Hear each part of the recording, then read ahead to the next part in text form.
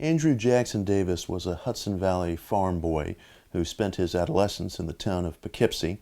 He was the son of a poor family, and at about age 17, he began to have spiritual visions that he experienced when he went into what was then called a mesmeric trance. And Davis very quickly transformed from being this poor kid who was just off the farm to being a nationally talked about spirit medium.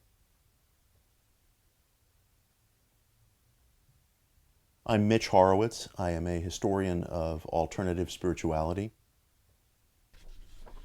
Davis never felt embarrassed or excessively humbled by being from Poughkeepsie. He was proud of being from Poughkeepsie. He felt as if he could show the world what a prophet really looked like, not from the ancient sands of the biblical lands or not from the great universities of Paris or Oxford, but right from an American industrial city in the heart of the Hudson Valley. In many respects, Davis, as a son of Poughkeepsie, is responsible for aspects of the wave of alternative spirituality that swept out of America and across the world in the late 19th, early 20th century. Davis had a remarkable capacity to create these vast metaphysical lectures out of what he said he experienced when he entered his trance states. So I think for a lot of Americans, Davis's magical claims were less enthralling than these aspects of his philosophy, which could seem very freeing and very liberating. There were people who wrote and talked about Davis in newspapers, pamphlets, books, lectures. The name Poughkeepsie was probably never so widely heard at the time than it was when people discussed the life and teachings of the Poughkeepsie Seer.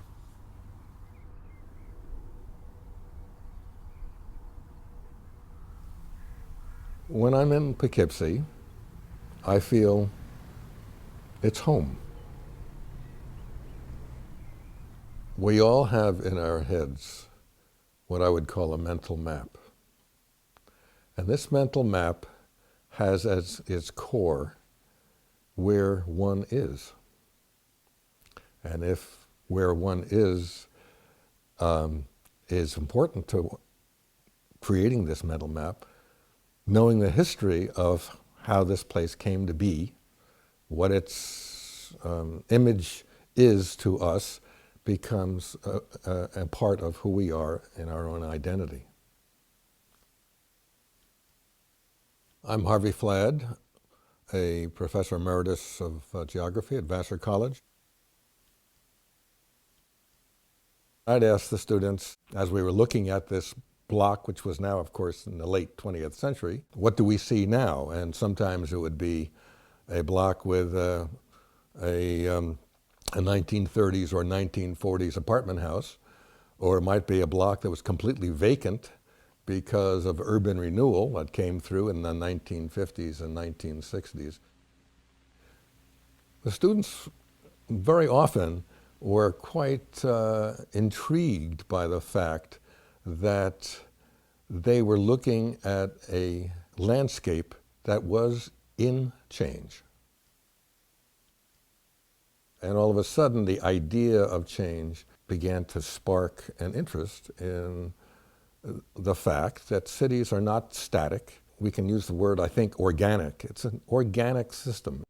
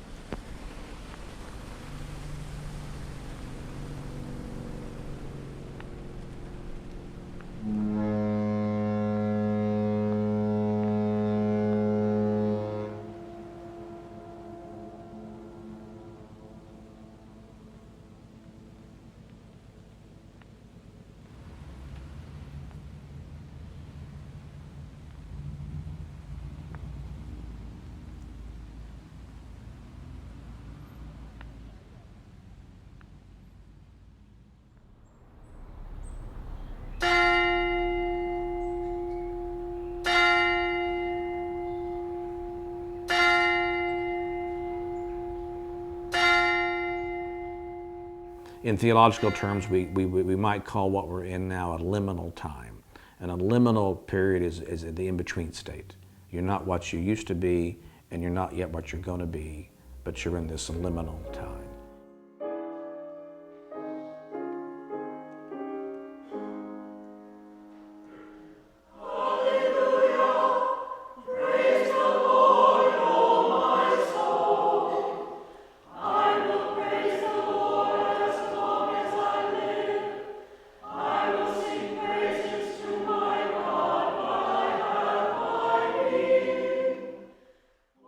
I'm Blake Ryder, the rector at Christ Episcopal Church in Poughkeepsie, New York. It may be right now the Hudson Valley, Poughkeepsie, is in a liminal space. So I can imagine that somebody could walk down Main Street in Poughkeepsie and see the sidewalks and the trees that are barely alive, if they're even there at all, and the hardscape of the buildings. But those things are not permanent. It's the place that is what's important.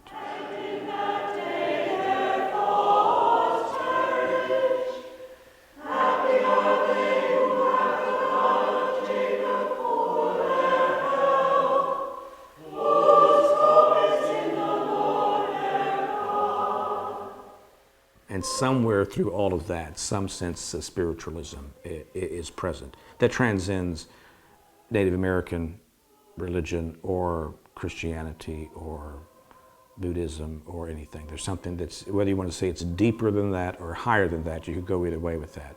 But it's more real than any of that.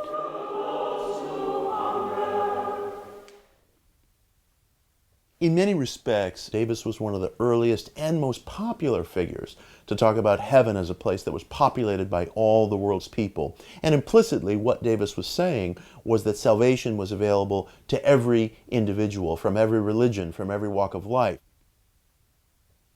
It was Davis who communicated to people very early on that your spiritual search didn't depend upon anything that came before us, and didn't depend upon the establishment of great institutions of learning or cathedrals. You could search for God in your barn, at your kitchen table, by your stove, in your workshop. That's what he had done. It was in the trappings of ordinary life. Davis reflected back to people their highest ideals or hopes for themselves.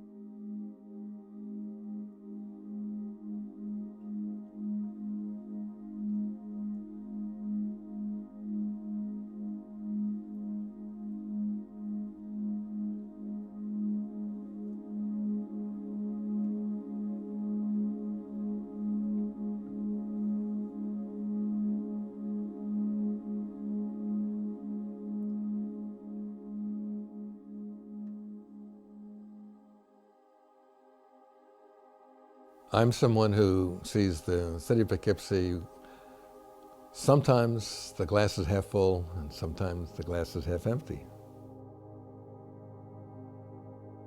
I do recognize the fact that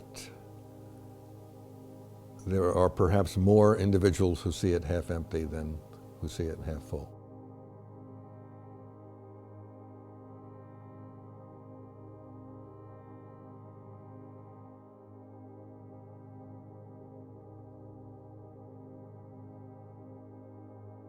When I first arrived in Poughkeepsie in 2006, almost every conversation was about, well, gee whiz, back in 1992 when IBM laid off tens of thousands of people one summer, we've never been the same.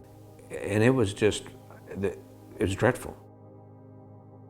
During the heyday of a lot of drugs and crime in the 1970s and 80s, I got off the train and with a suitcase full of things, and off it went into the whole mid-Hudson area. When I would take students out on field trips to parts of the city, and we would get out and walk on certain areas, you would still kick the vials, crack vials, out from under your feet. That doesn't happen anymore, but it was a very difficult time.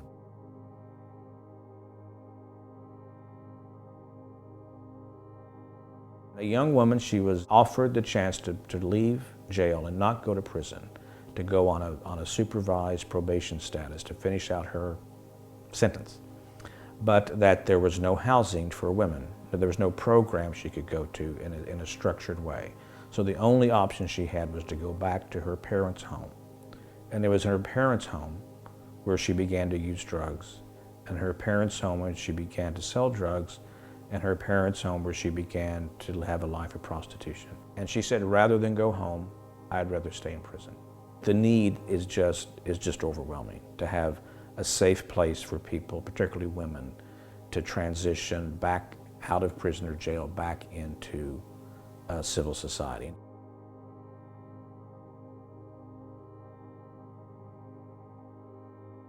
Davis believed that material life reflected nature and that there were cycles to material life. We in our lives as individuals and we in our lives as communities were always undergoing cycles and changes. And that was a very hopeful part of Davis's work. He believed that if a community or a nation were undergoing difficulty, again, it was just a matter of time until nature's inevitable cycles would bring people back to a place of morale and prosperity and hope.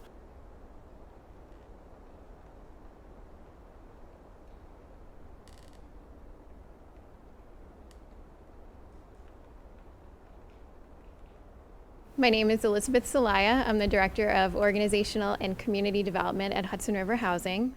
Our mission is to improve lives in communities, and we do that by providing affordable housing, providing housing services and education, and revitalizing neighborhoods. Right now we are in the Poughkeepsie Underwear Factory. This is a large vacant old mill building, and we have a goal of redeveloping this property as a mixed-use property that we hope will serve as an anchor for revitalizing the neighborhood around it. With this, we really built in a whole community building set of activities. So we're working in the city right now to identify key properties that will put a foothold in the neighborhood. I think there's a lot of interest in the city of Poughkeepsie right now because it does seem like it's on the cusp of something. You do see different groups coming together, particularly in the last few years, that have the same vision, that really feel that if we all pull together, that we can just, we can reach that tipping point. It's been a wonderful thing over the last 6 or 7 years. No one ever says, oh gee, wasn't it good back in 1991, just before IBM laid off those tens and tens of thousands of people. Anything we're going to be to change that happens from where we are now and not thinking back to how good it used to be 13 years ago. There is a rebirth, a revitalization is occurring in those areas that were cleared by urban renewal, such as down at the waterfront. The walkway over the Hudson, which was the abandoned railroad's right-of-way across the Hudson River, is now a very famous walking path.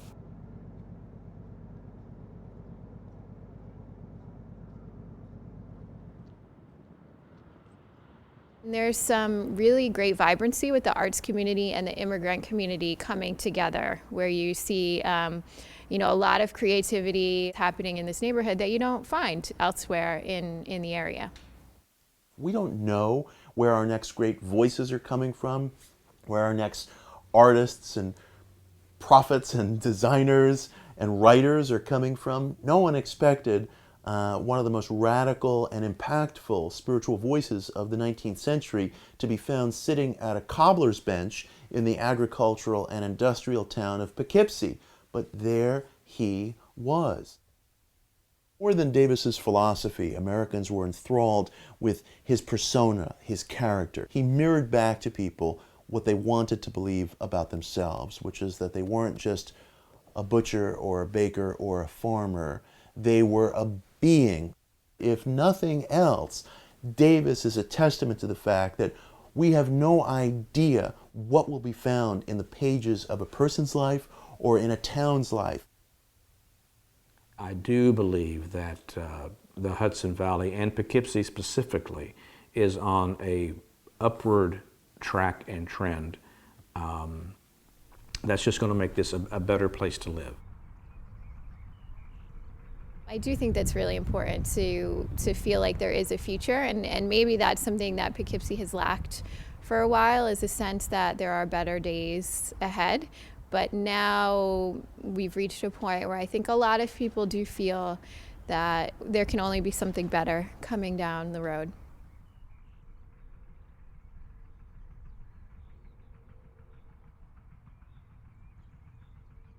This is a passage from Davis's autobiography, The Magic Staff, his most accessible book, and it captures his view of human potential and human progress. Man is born near the base of a hill, in a valley full of shadows, but once out of the cradle, he begins to climb. He forthwith struggles and pants, impelled by the invisible force of destiny to attain the summit. With an eye upon the sunny future, but knowing not the pathway, he tugs and frets and tumbles at every turn. The mists of the valley may envelop him. The dreary waste of poverty and disease may stretch away between the hill and him. His path may pass even through the solitudes of the dismal swamp. Yet undaunted and led by unseen guardians, He pushes boldly forward and gains triumphantly the height of his first ambition.